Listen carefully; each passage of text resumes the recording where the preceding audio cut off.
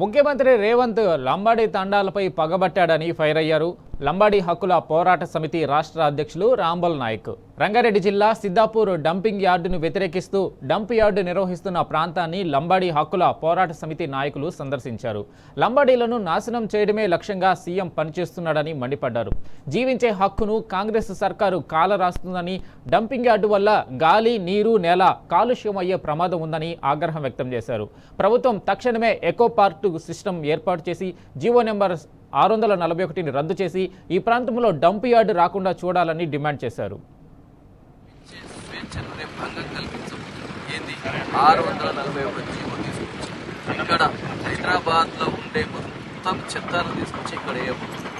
దీంతో పాటు ఇక్కడ ఉన్న తాండాలన్నీతో పాటు గ్రామాలన్నీ దాదాపుగా 5-6 లక్షల మంది జీవన విధానాన్ని మొత్తం మార్చేయబోతుంది. కాబట్టి మనం అందరం వ్యతిరేకిద్దాం. మీరు ఆల్రెడీ కొట్లాడుతూనే ఉన్నారు. రేపు ఇంకా పసిపిల్లల నుండి ముసలుల వరకు అందరం కలిసి ఒక ఐక్య సంఘటనగా కమిటీగా ఏర్పడి అందరం కలిసి పార్టీలు లేవు, సంఘాలు లేవు,